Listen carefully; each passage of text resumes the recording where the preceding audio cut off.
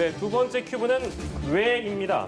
여성 스태프를 성폭행, 성추행한 혐의로 재판을 받은 배우 강지환 씨가 집행유예를 선고받았습니다. 검찰은 앞서 징역 3년을 구형했었는데요. 법원이 집행유예를 선고한 이유는 무엇인지 계속해서 짚어보도록 하겠습니다. 자, 집행유예를 받았습니다. 법원이 밝힌 이유는 어떤 것인가요? 네, 법원은 두 가지 혐의에 대해서 전부 유죄를 인정했습니다. 예. 일단 한 여성에 대한 준강간 혐의, 그리고 다른 여성에 대한 준강제추행입니다. 예.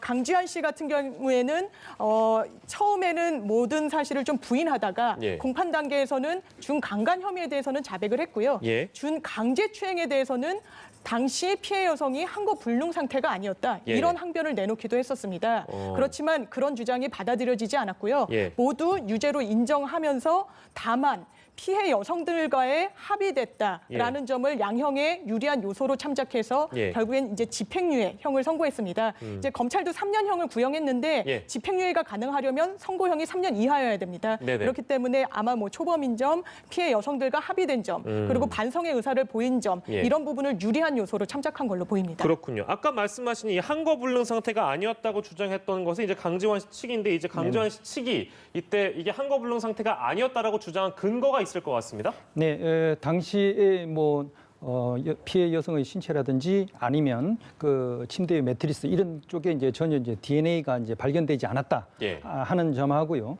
그리고 나중에 카카오톡으로 자신의 이제 지인과 연락을 갖다 주고받는 이런 사실도 볼 때 한거 불능 상태는 아니지 않았나 예. 이렇게 이제 주장을 했습니다. 예. 그런데 이제 뭐 법원에서는 검찰에서 여러 가지 제출한 증거들 이런 걸 볼 때 충분히 술에 취해가지고 잠들어 있다고 보는 게 맞겠다. 예. 이런 취지에서 이제 무죄 취지는 받아들이지 않은 거고요. 예. 그리고 이제 자신이 자백한 그런 어떤 부분에 대해서 여러 가지 보강 증거를 통해서 충분히 자백한 것이 사실인 것으로 이제 인정이 되기 때문에 예. 유죄로 받아들여진 겁니다. 알겠습니다. 집행유예가 꼭 반드시 일반 대중에게 느끼기에는 어떤 혐의를 적용해서 어떤 피고가 재판에서 실형을 받아야 될 것 같은데 마치 집행유예를 받았다고 하면 이 형이 너무 가벼운 거 아닌가? 라는 그런 이제 의문점을 가지는 분이 덜어 있어서 그 내용만 다시 한번 좀 저희가 정리하겠습니다.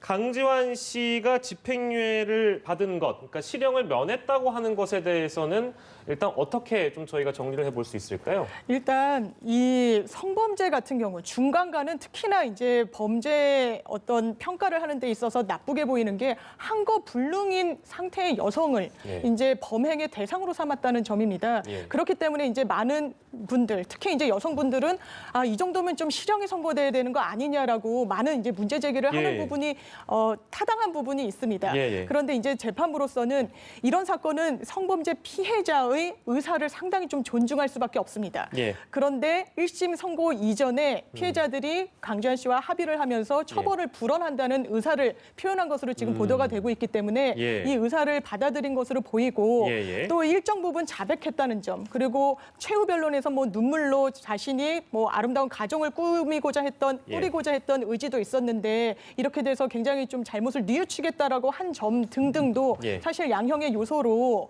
좀 반영이 된 걸로 보입니다. 예. 그렇지만 말씀하신 대로 집행유예를 만연히 이제 단순히 합의가 됐다는 이유만으로 선고하는 이 법원의 추세가 온당한지에 대한 문제 제기는 계속 있을 것 같습니다. 예, 그러니까요. 성범죄 처벌이 대중의 눈높이와 너무 낮은 거 아니냐라는 지적은 이제 계속해서 있어 왔는데요. 그 부분을 저희가 짚어봤고 재판부는 이렇게 밝혔습니다. 피고인의 여러 다짐이 진심이길 바란다.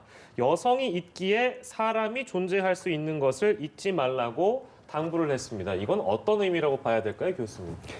결국 성범죄 같은 경우는 여성들의 주로 이제 피해자인 여성의 자기 결정권, 성적인 자기 결정권을 무시한 거거든요. 예. 그걸 보면 한 인간으로서의 어떤 정체성 또는 존재감 이걸 무시하고 오로지 이제 가해자의 주관적인 그런 어떤 판단에 의해 가지고 이런 범죄를 저지른 거 아니냐. 예. 그거는 한 사람의 피해자를 한 사람의 인간으로 보지 않은 그런 어떤 잘못된 생각에서 이런 범죄가 발생한 거 아니냐. 예. 그래서 그런 행동에 대해서 진심으로 좀 뉘우치고 참여를 하고 예. 평생 동안 그걸 갖다가 반성하고 갚기 위한 그런 노력들을 해라. 그리고 좀 어떻게 본다면 그 피해자를 갖다 단순한 자기의 어떤 도구로 본 이런 잘못된 생각 이런 거에 대해서 평생 동안 좀 반성을 해서 뉘우쳐라 그런 어떤 경고를 준 게 아닌가 그렇게 생각을 합니다. 네, 법원이 당부한 그 말까지 어떤 의미인지 저희가 좀 알아봤고요. 오늘은 두 가지 사건을 함께 해봤습니다. 장윤미 변호사, 곽대경 동국대 경찰사법대학 교수와 관련 내용들 짚어봤습니다. 두 분 오늘 감사합니다. 네, 예. 감사합니다. 감사합니다.